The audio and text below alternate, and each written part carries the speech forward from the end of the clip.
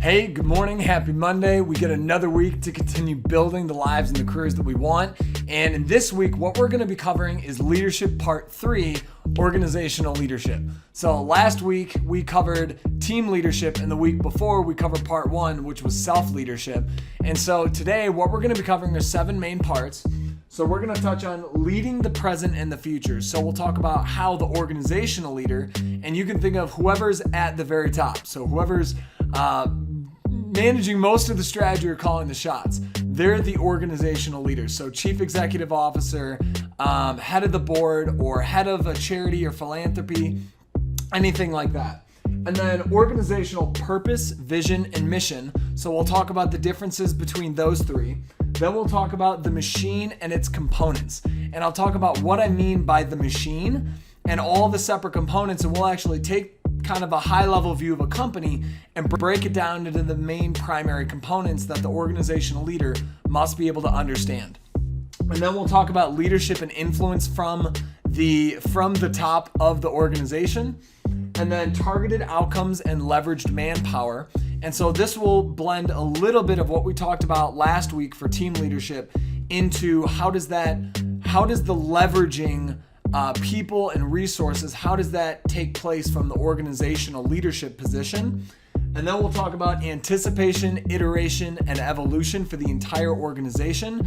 And then the final part is we'll talk about your personal accelerated growth towards getting to that position, towards getting and becoming the organizational leader. So we have a lot to cover today. I'm very excited. Let's dive in.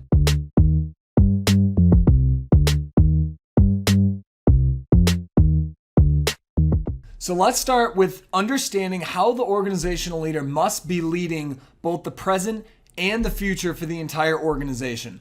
And there's a big difference between leading the present and leading the future. So for the present, we're going to have to focus on the current value and success of what's currently going on in the organization. And just for the remainder of this video, we're going to say that the organization is a business or a company. So in order for the organizational leader, for the company leader, the CEO, to understand and be able to lead the company successfully today, that leader, he or she must know and understand all the different things about the business, how the business currently generates revenue or adds value to the marketplace, and he or she needs to be able to oversee and make sure that as the company is making progress today, that it's doing so successfully. But he or she can't stop there. Then they have to be able to plan and strategize and build the future for the company. And that's the leader's role, is to be able to see the future, plan for it, strategize, and we'll talk about this later, but anticipate and make sure that the company is not only successful today, but is also going to be and is set up to be successful in the future. And so that kind of leads to the difference between these two. So working in the business versus working on the business. And this is something that Tony Robbins talks a lot about, as well as a lot of other lead business strategists and people who help other people build businesses, who are CEO whisperers, etc. But they always talk about the difference between being an owner or being an operator and an owner. An operator is someone who works inside of the business. An owner is someone who works on the business. And so the difference is, if you are leading or working in the business, that's primarily focused on the current value, making sure that everything is going smoothly, everything's going according to plan, and we're providing value and making money.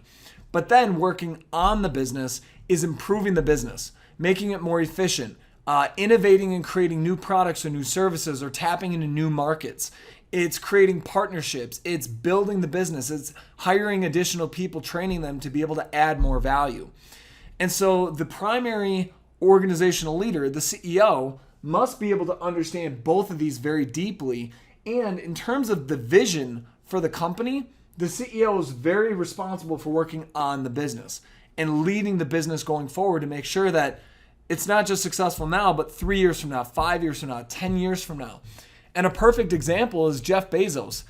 His vision for Amazon was 15 years in advance. And so in terms of working on the business, he was making sure that Amazon was building and doing what it needed to do so that it would reach the vision or the mission that Bezos had set down 15 years in advance.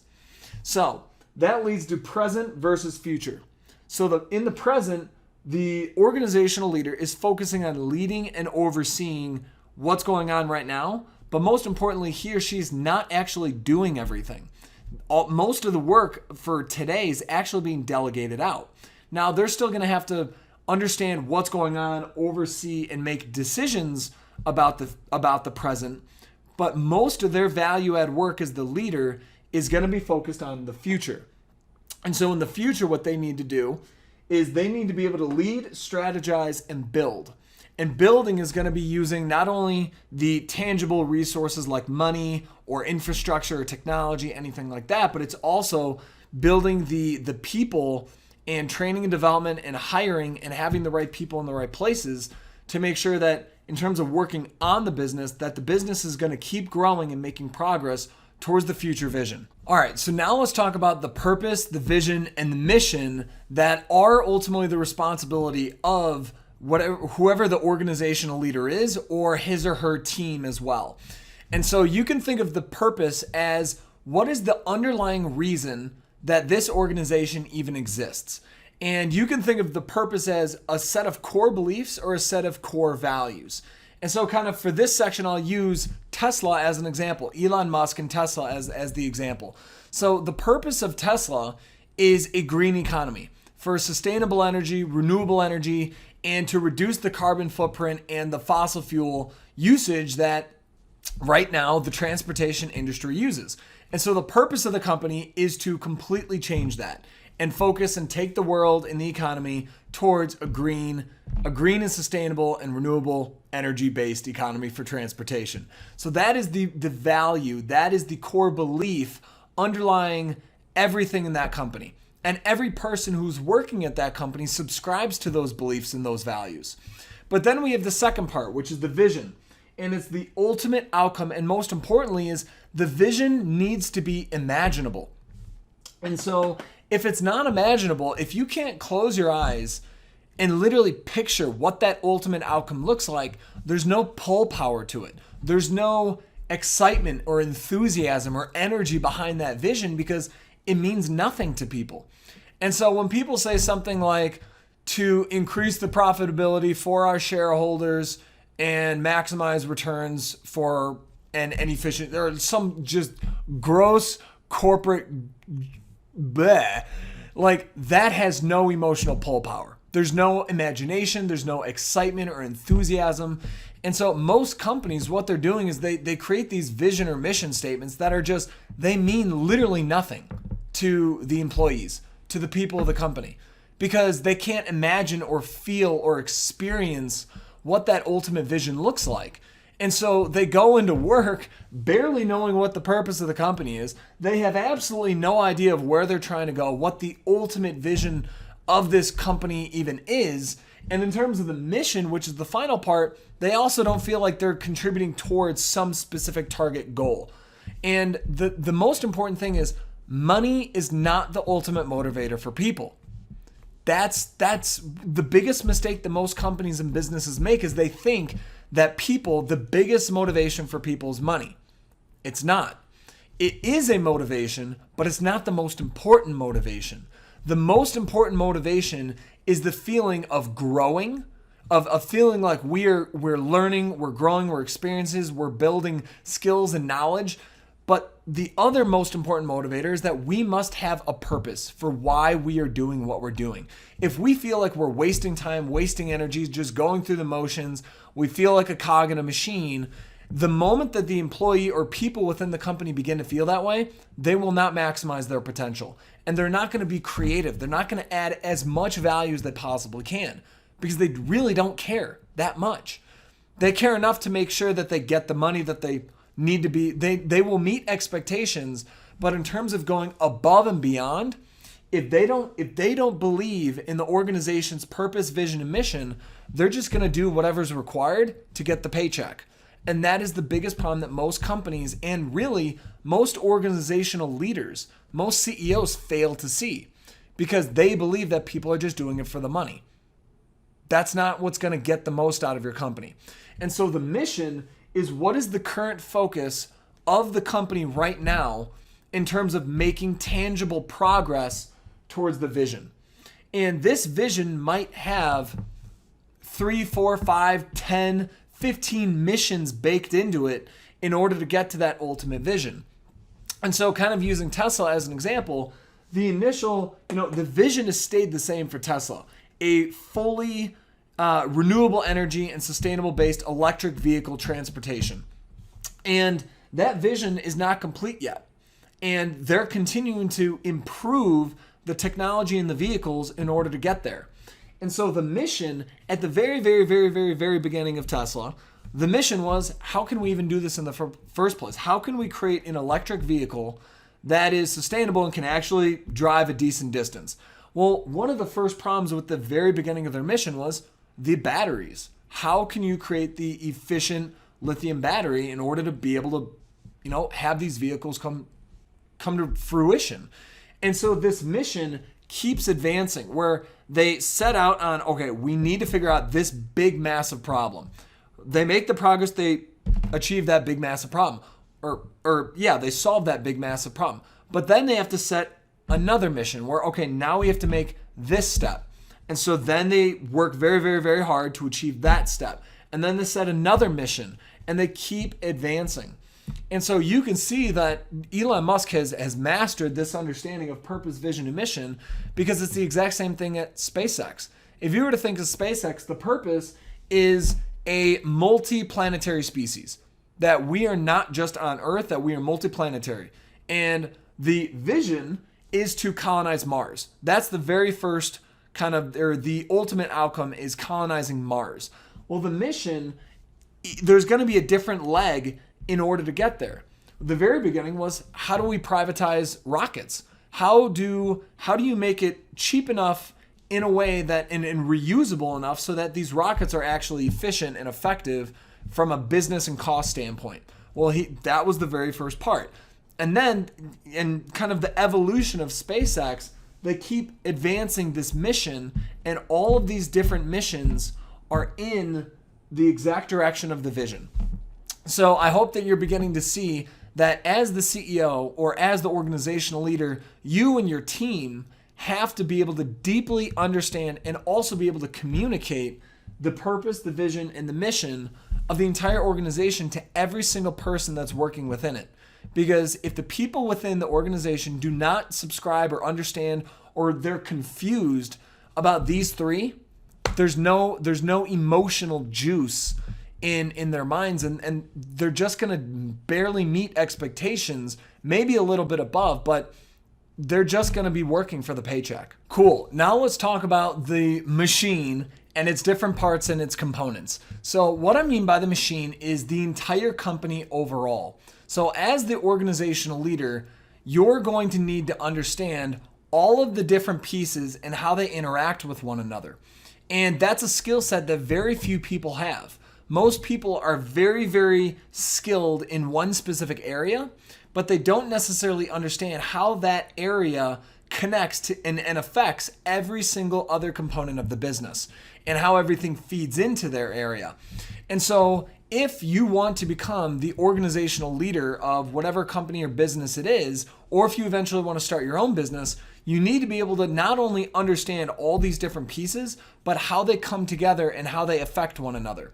And so I want to quickly run through kind of what are the main categories for any given business. And so the first part is product or service. And this is, how does the business even make money? What does it sell? Does it sell a tangible product, an intangible product like information, or does it sell services where you're actually doing something or solving a problem or advising someone else on achieving something? And so this is just the value contribution. How does the company add value to the marketplace and make money in return? Almost everything else is either, and I talked about this previously in a different video, but there's only two real main pieces of a business. There's the value creation, and then there's value distribution, which is selling that value to the marketplace. And then, you have your value creation multiplied by your value distribution equals total value for the business. And as a very easy, quick example, McDonald's sells $7 Happy Meals, or whatever the price is. Let's just say $7. Well, if they have value creation of $7, one Happy Meal, times a billion Happy Meals sold equals a $7 billion value. So that is just the very, very simple way to think about a business or a company overall. They sell things that are valuable, multiplied by how many of them they sell equals kind of the total value that they receive from the marketplace. All right, so that's product or service. Then we have marketing, which is how do you generate awareness and how do you create demand for the product or the service that you're selling. And then there's sales. So sales is actually getting someone who is now aware and is interested, but how do you convert them into a customer or a client? How do you get them to actually pay you the money and say yes? So then we have customer support and client service. So customer support is usually going to be for a product-based business where someone is actually, they've already purchased your product, and now in terms of their interaction and their use with it, they need help, ongoing support in maximizing their usage of the product. So in almost any company, you can go to their website and they say chat or help or support or whatever. That's because that company has a team explicitly built out for supporting their current customer base. And then if you're a service-based business, you're going to have client service, which is you actually working with the client and providing the value to the client. So then you have accounting and finance. And this is considered kind of an operational or a support function for the entire business as a whole. You must know your numbers. The organizational leader must be, it's an absolute requirement to understand the accounting and finance of a business if you want to be an organizational leader. And so a lot of people believe, well, I'm very skilled in this and very skilled in this, and I'll delegate away the numbers. You can't do that. If you are going to lead an organization to success, especially a company or a business, you must be able to understand the numbers, because the numbers are going to, the cash flow specifically, is going to help you determine how to best strategize and use your resources going forward in order to build the future. And you must know how much cash and how many resources are available for the company overall. So then we have supply chain and logistics. So this is usually going to be for a product-based business. But if you have a product-based business, there's going to be raw materials or things that are necessary in order to actually create the product. But then there's going to be the entire supply chain, logistics, and the manufacturing component of creating the product itself. And so in order for the leader to understand the entire business overall, that leader also needs to understand how is this product being created? Because it's going, in terms of future strategy, they have to understand the current foundation in order to improve upon it. And then we have people. And this is probably the most self-explanatory part, but the people are the lifeblood of a business. They are the creativity, they are the ingenuity, they're the innovation, they're the communication, the marketing, and the sales. They're the ones who run the systems. So right now, I mean, accounting and finance, like there's tons of technology, tons of software for information technology. Again, tons of software. A lot of automation is being throughout the entire business. But at the end of the day, you still have to have the people who are able to manage and run and improve the systems that are running the business. So people are still the single most important part of any business. And then you have the overhead and infrastructure. And you can think of overhead and infrastructure as the resources that have been invested in by the business. And so this could be technology, this could be warehouses, this could be office locations or branch offices around the world. This could be vehicles. It could be giant manufacturing technology. So it could be giant presses or machinery that's required in order to actually manufacture the product. But the reason it's called overhead is because it's going to be a very large capital expenditure or a very large investment to be able to purchase and buy these or even lease them, that it's going to be very expensive.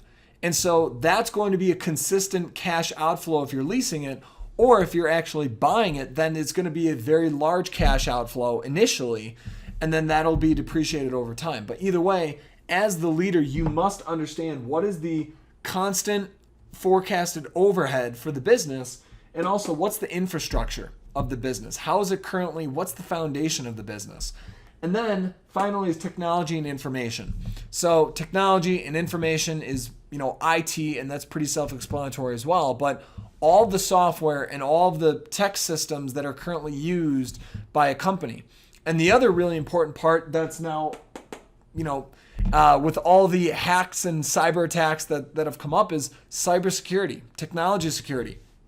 That's also going to be a really big focus point for a lot of organizational leaders going forward, because not only does that leader have to make sure that the business is running and growing how it should, but it needs to be protected as it should as well. So as the organizational leader, it's understanding all of these different pieces of the business and being able to work with leaders for each individual component of the business. And as the CEO, in your mind, you're developing strategies where all of these components are in line and helping complete that strategy.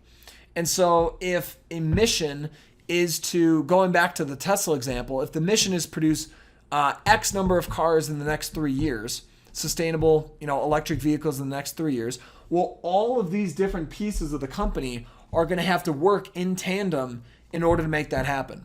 Well, Elon Musk, as the CEO, is making sure that all the leaders for these different components are communicating efficiently to make sure that they're all helping and working with one another to make the ultimate outcome of producing X number of electric vehicles within 3 years actually comes to fruition. So now let's talk about leadership and influence at the organizational leader level, because these are the two most valuable and important skills and knowledge sets that leader can have in order to run and build that business successfully. So the very first part is the leader must be able to communicate and influence why. Why? What is the purpose? What is the vision? And what is the mission? How does that leader rally everybody who's within the company in order to get behind this purpose, this vision, and this mission, and fully commit to making this come true, to fully commit to coming in to work every day, Monday through Friday, or sometimes even more, and be willing to give their full, their effort, their mind, their creativity, and be able to build that. There's a lot of people, if they don't feel inspired, they will do the bare bones minimum. And because of that, if you have an entire company of people who are just barely giving, they're barely focused on what it is that they're trying to do. They're just getting through the day after day. Innovation, creativity, growth, that business becomes a dying organism. And you can think of that as a business. A business or a company is a really large multicellular, multi-person organism. It's a very large machine that uses a lot of different people and components in order to run efficiently and also grow and improve. And if you have all these different people that don't feel aligned, if they don't feel inspired, aligned, and influenced to be able to fully commit and contribute to the business's growth, the whole thing dies.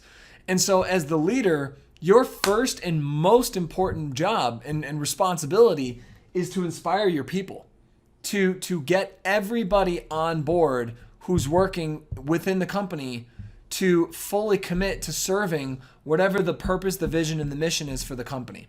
And then the second part is leading by example and serving others. And so I'm not going to rehash this because we did talk about this last week in team leadership. But as the organizational leader, you are the ultimate example. You set the standard for the entire company. And again, I think Elon Musk is the example where that company culture, if you go to work at SpaceX or Tesla, you know you're working long hours. And the thing is people do it and they don't complain about it nearly as much as any other company or any other industry. Why? Because it's not like they're the only ones doing it. When they look at the leader of the company, who's Elon, he works roughly 80 to 100 plus hour weeks. And so for the employees, for them to know that they're signing an offer and agreeing to work at that company, they can look at the leader and immediately know that's going to be the culture of the entire organization, because he or she, whoever the leader is, they set the standard for everybody. And so when you have a leader who leads by example, everybody else within the company is inspired to meet that level, to work and achieve that level, that high of a standard. And there's a lot of leaders who do not lead by example. They talk, but they don't walk their walk. And so serving others is the second part, which is as the leader, you cannot physically do everything yourself. And so we also talked about this in team leadership, but the higher up you go and the more strategic or hands-off your position becomes, the more important it is for you to serve the people who are actually doing the work. And it's figuring out what are their obstacles, what resources do they need, what's blocking them from achieving what they need to achieve, do they need additional people? And so you begin almost becoming a problem solver for everyone else because you need to be able to help them continue to make progress. And so when you think of the CEO of a business, 3 of the most valuable things for that man or woman is their trust, respect, and reputation with their own people and within the environment that they're working and selling. They must have trust. The people who are working within the company must trust the leader. If they don't, everything breaks down because everything in the marketplace is built on a foundation of trust. The moment there's no trust, transactions, everything freezes because no one's going to do business or work for someone or do something for someone who they don't trust. And then the second part is respect. And respect it's a pull. It's when you respect a leader, you're willing to do a lot more and give a lot more and work a lot harder for that leader because you deeply respect him or her. And then the third part is reputation. If you as a leader have a bad reputation, people that threatens trust. And so reputation is really built on trust. And so when you have a reputation, and you've probably heard this phrase, that reputation precedes you, it absolutely does. And so in order for you to continue growing the business or the company, you must build a foundational reputation that everyone within the organization believes in you because of your reputation, but also other people, other stakeholders, whether it's partners or customers, clients, or people that you're recruiting in order to join the organization, all of that is going to be first influenced by your reputation as a leader. So in summary, the leadership and influences, we must be able to inspire the people that are working within the organization as to why they're there. Why should they care? Why should they work and give as much as they can and contribute? And then the third part is we must be able to lead by example and walk our own talk. And then we must be focusing on our trust, respect, and reputation with the people that we work with. Now, as the organizational leader, you're going to have to become a master of targeted outcomes and leverage manpower. Now, targeted outcomes just means that you're setting the stake in the ground, whether it's short-term or long-term. So it could be 3 months from now, 6, 9, 12 months, or it could be 2 years, 3 years, 5 years out. But as that leader, you're going to be the one that has to make those decisions and plant that flag in the ground and tell everybody in the organization, that's where we're going, and this is why. And then we have to be able to communicate that. So once we set the targeted outcome, we now know what we need to achieve. We know the mission.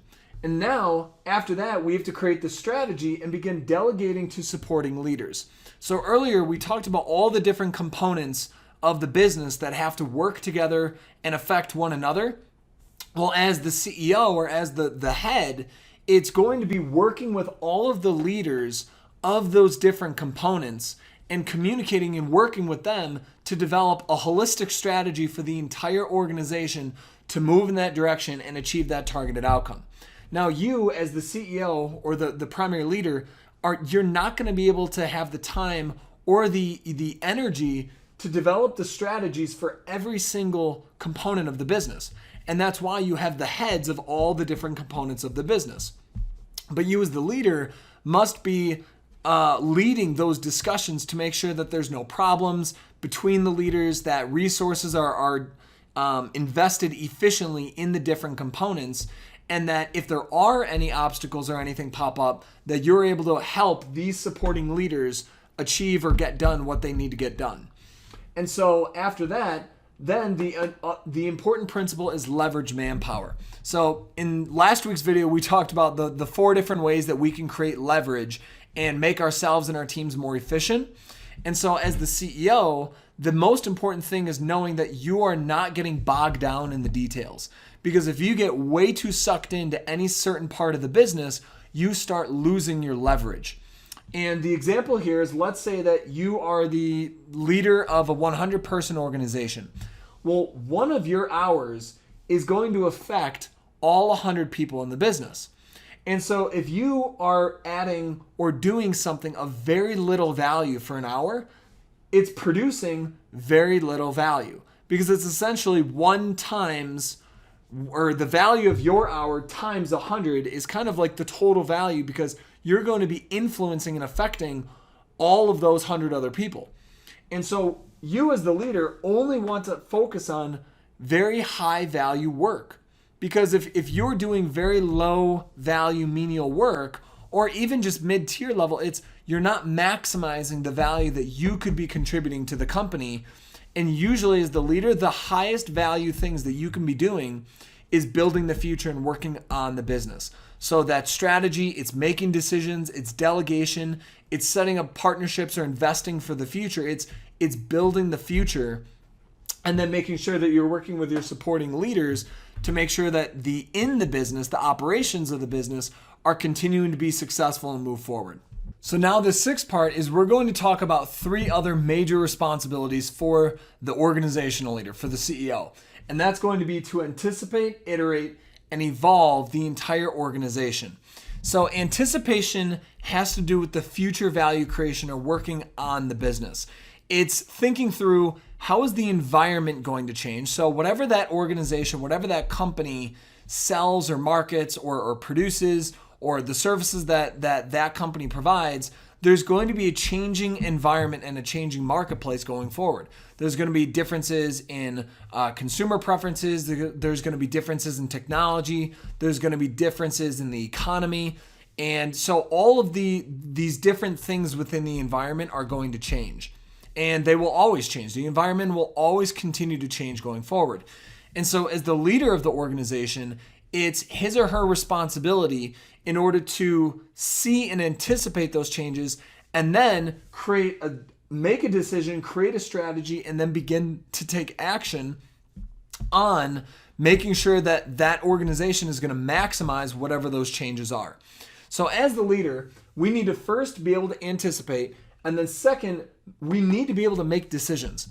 A lot of people sit on the fence, and if you sit on the fence, you're not going to make any progress whatsoever because you keep contemplating back and forth. And that's why very few people become organizational leaders, because they're unable to make decisions when there's no one perfect answer. And that is the most important thing a leader must be able to do, is be able to make decisions when there is uncertainty. So we have to be able to make the decision, and then we work with our supporting leaders in order to create a strategy. And then once we have the strategy in place and we've communicated and inspired and influenced everybody in the organization to get behind the strategy, then we as an organization begin to take action. Now, as we take action, and because we made the decision to begin taking action in that direction, we're going to figure out what works and what doesn't work faster. Now, very rarely is the very first decision ever made the absolute perfect decision. There's always going to be things that don't work out well, and there's always going to be certain things that do work out well. Well, as the leader, we want to focus on the things that don't work out well, because that's how we improve and iterate and evolve the company long term.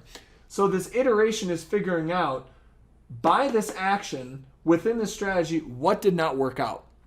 And then we keep iterating and iterating and iterating to improve the company, the product, or the service moving forward, and to be able to reach more people or serve more people. And so that's eventually going to lead to the evolution of the company. Now, a simple example that everybody is, or I believe almost everybody now on earth is aware of, at least, is Apple. And so back in 2007, 2007 was the first release of the iPhone. And so you could think of that as anticipating, Steve Jobs anticipated where the mobile phone and where that experience, that technological experience, where that was headed for consumers. And so he had that vision and anticipation. He made the decisions, invested in the strategies, and began taking action and released the first handheld smartphone, which was the iPhone V1 in 2007. Well, since then, they've consistently improved that iPhone year after year after year after year. And so if you look at where the iPhone is today versus where it was back in 2007, massive differences. And it's because they kept iterating and evolving the product. Now, some people say Apple's not as innovative as they used to be, and really what their arguing is whether or not the evolution of the company overall is going in the right direction. And, there's both sides have fair points. But regardless, the most important thing is if you look at the one individual product itself, the iPhone has evolved massively over those, it's 2021, so 14 years now. Over those 14 years, the iPhone has iterated consistently every year and evolved massively from where it first began. And so as the organizational leader, we need to anticipate, decide, strategize, take action, iterate, and evolve the entire organization as a whole. So now this final part is talking about how do we accelerate our personal growth towards eventually becoming a CEO or an organizational leader. And it's very specific in terms of what we need to do in order to get there. And the most important thing to keep in mind is that very few people will ever become organizational leaders because of how much it requires to become capable of leading an organization. And there's a lot of different things that need to be learned in terms of skills and knowledge and experiences that have to be built in order to make sure that we're capable of doing that. And so one quote that I encourage you to always keep in mind, and one that I've always kept in mind, at least since I started my personal development, was work harder on yourself than you do on your job by Jim Rohn. And the reason this quote is so powerful is because we will only ever be able to contribute as much value in the company that we're working for or whatever it is that we're working on as we have value to contribute. And so the biggest problem that most people face is that within their job or within their role, they believe that the company is going to invest in them everything necessary in order to make them a leader. And that's just not true. What the company is focused on doing is being a for-profit enterprise, assuming that it's a for-profit business. And in order to do that, they need to conserve resources and allocate efficiently. So if you're currently an individual contributor, so say your early career or a mid-level manager in your mid-career, so maybe you're a director or you're a senior manager or a manager or somewhere within there, it's the company is going to invest in you as much as necessary in order to make sure that you're capable of doing your job very well. Now, they're not going to invest in you and train you for the positions, 4 or 5 spots ahead of you, because that'd be inefficient. And so what this company is focused on doing is making sure that everybody within the role will be successful. But that's it. And so in order for us to be able to reach 3, 4, 5, 6 spots ahead or accelerate our trajectory, we need to be investing in ourselves because no one else is going to do it for us. And so that's kind of the final point I have here is it's solely our responsibility. It is no one else's responsibility to make us as valuable as possible, to become the leaders that we want to become. And so how we want to think about this is we need to know that in order to reach the top of something, in order to get there, it's going to follow this process where the very first thing that we need to do is develop our skills, our knowledge, and our experiences. So kind of whatever that next foothold is or that next milestone in our career, we need to know what skills or knowledge or experiences do we need to develop in ourselves. So there's going to be a gap between where we are now and where we want to be. So once we acknowledge that gap, then we know that, okay, I need to develop myself in X, Y, and Z in order to be able to achieve this next milestone. Well, then, in order to fill that gap, we develop ourselves and then we add more value. And by adding more value, that is going to show and demonstrate to everyone around us that we're capable of doing it. And so once we add more value, then we take on more responsibility. And so we also talked about this in last week's video, team leadership. But we need to be able to take on more responsibility. And then as we take on more responsibility and prove to everyone else that we're capable of doing this and not just, meeting expectations, but far exceeding expectations, then we negotiate for title, for compensation, or for whatever it is that next step actually is. And we keep following this process repeatedly in order to climb the responsibility ladder within any organization. So whenever we make that jump to the next milestone, then again, we start asking ourselves, well, what's the next milestone? What's the next step? And what is the gap between where I am today and who I need to become? And then what skills, knowledge, and experiences do I need to develop myself in order to bridge that gap? And then you follow the exact same process again. And so kind of what the key takeaway is that no one is ever just going to hand us a responsibility. No one is ever going to give us something just completely unearned, especially within the marketplace, within a capitalistic marketplace. And so what we have to do is we have to earn everything before we actually get the money, before we get the title, before we get the responsibility, etc. We need to first become the person who's capable of doing that thing, and then do it without being asked or do it without really being paid for it initially. And then we prove ourselves that we're capable of doing it. And then we negotiate with the proven results that we've already achieved. We negotiate for compensation, title, responsibility, advancement, whatever else. So this is super important for anybody who wants to become a CEO or an organizational leader. It's going to be a long-term personal development process. And the most important thing is that it's not going to be the company who develops you to become that person. It's our responsibility to develop ourselves. And that's the point that Jim Rohn's making here, is we need to work harder on ourselves than we do on the job, because when we develop ourselves, only then are we capable of adding even more value, which is going to accelerate the growth of our career. So I hope you found this video very helpful. This was the final video of the 3-part leadership series. And so next week, I'll come out with another video. I come out with these videos every Monday morning at 6 a.m. Eastern.